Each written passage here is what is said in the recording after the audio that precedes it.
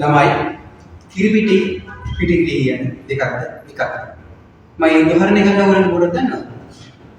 සමානුපාතිකයි සමානයි කියන ලකුණු දෙක අතර වෙනස පෙන්නනවා. ඒ ඔයගොල්ලෝ කියන පිළිවෙත පිළි කිව්වේ කොහොමද? සමානයි කියන්නේ මේ දෙකම කියන එකම අදහස කියලානේ. මේ පැත්ත වෙන්නේ අන්තිම. ඔව්. සමානයි කියවනේ. මේ සමානයි කියන කට්ටිය මේ උදාහරණය ගන්න. කිරිපිටි පිටිකිරි කියන්නේ දෙකක් එකක්ද? පිටස වෙන්නේ මේ පැත්ත පිටස වෙන්නේ. දෙකක් දෙකක්ද? සමානයි. එකක්. මේ පැත්ත වෙන්නේ පිටිපස්සේ. එකක්. වැරදි පුතාලා. වැරදි. කිරිපිටි පිටිකිරි කියන්නේ දෙකක්. එකක් නෙමෙයි. මොන්න බලන්න.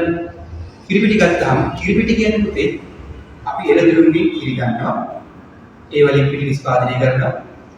අන්න ඒ නිෂ්පාදනය කරන පිටි වල තමයි අපි මොකද්ද කිරිපිටි කියන්නේ. බ්‍රෑන්ඩ් නේම් එකක් ඇන්කර්, රප්ති, ඔතින ගොඩ කිරි. අන්න ඒ ඔක්කොම කිරිපිටි. හැබැයි පිටිකිරි කියන්නේ ඒක නෙමෙයි.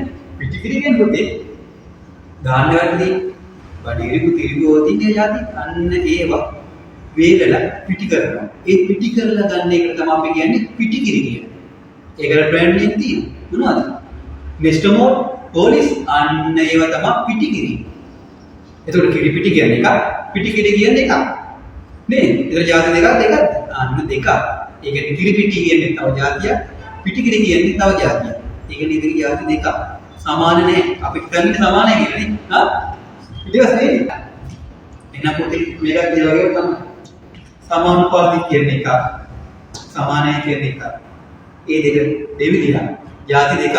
ඒක ලකුණු දෙකක් තියෙනවා. ඒක නැත්තරම තියෙනවා. ඒ වගේද?